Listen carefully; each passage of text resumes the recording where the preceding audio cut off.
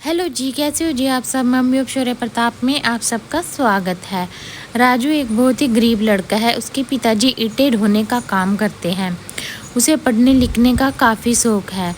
जब वह अपने पिताजी के खाना देने जाता है तो वह रास्ते में आते हुए स्कूल को रोज़ देखता है और उसमें पढ़ने वाले बच्चों को भी रोज़ देखता है और उसे यह सब कुछ देखकर काफ़ी मन करता है कि वो भी पढ़े। वह कई बार यह बात अपनी माँ से भी कह चुका। एक दिन वह अपनी माता से कहता है कि माँ, मेरा पढ़ने का बहुत दिल करता है। मेरी उम्र के सभी बच्चे स्कूल में जाते हैं। फिर उसकी माँ कहती है, बेटा, तुम्हारे पिता का काम बिल्कुल भी ठीक नहीं चल रहा है। उन्हें तो सिर्फ 20-50 रुपये ही मिलते हैं रोज़ाना के, और घर का इससे 2 टाइम की रोटी का काम भी बहुत मुश्किल से चल रहा है। फिर राजू रोने लगता है तो उसकी माँ कहती है, बेटा रो मत, मैं कल जाकर प्रिंसिपल से बात करूँगी। तो राजू खुश हो जाता है और वो कहता है, मैं बंटी और बबली को जाकर बताता हूँ कि मैं भी कल से उनके साथ स्कूल जाऊँगा।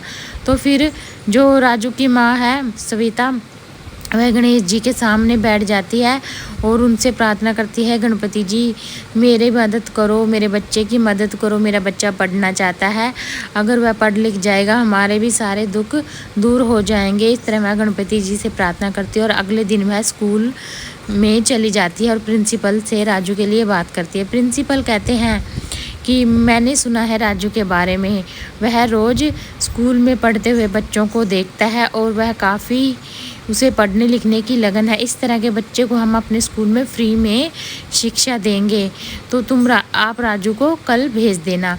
तो अगले दिन जब उसकी माँ घर पहुंचती है तो जाकर अपने पति को और अपने बेटे को जाकर बताती है कि प्रिंसिपल बहुत अच्छे हैं और गणपति जी ने भी हमारी मदद की है और उन्होंने कहा है कि उन्हें राजू को फ्री शिक्षा देंगे। तो सभी खुश होते हैं। अगले दिन राजू स्कूल में आता है तो प्रिंसिपल कहते हैं चपड़ासी को कि इसे राजू को सारा सामान दे दो पढ़ने लिखने का और इसे ड्रेस भी दे दो।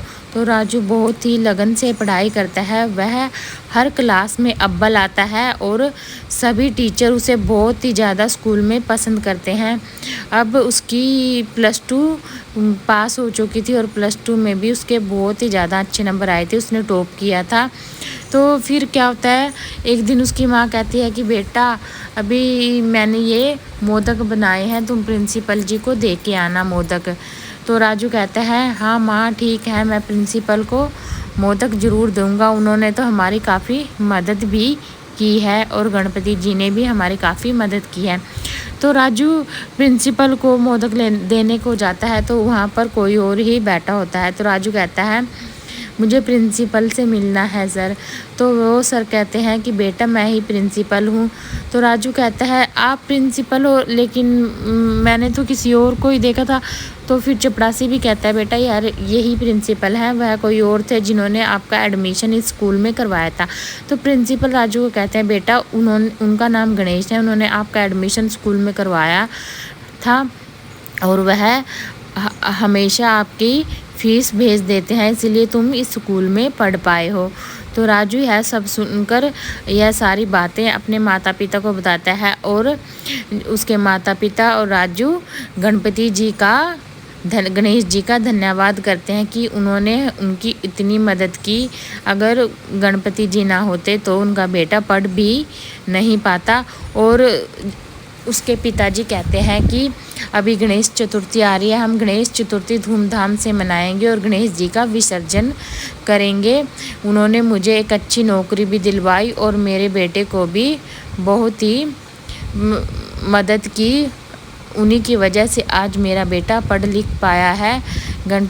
सारे गणपति जी का धन्यवाद करते हैं और राजू की माँ सविता कहती है, गणपति की वजह से मेरा बेटा आज पढ़ लिख पाया है। मैं अब रोज़ गणपति जी को मोदक बनाकर भोग लगाऊंगी। गणपति जी आपकी जय, यह कहकर वह मोदक बनाती है और गणपति जी को भोग लगाती है। और यहीं पर हमारी कहानी समाप्त होती है। अगर आप सबको कहानी पसंद आए तो प्लीज़ शेयर कीजिएगा, सब्सक्राइब कीजिएगा और अच्छे अच्छे कमेंट कीजिएगा। धन्यवाद जी। फिर मिलते हैं एक नेक्स्ट कहानी के साथ।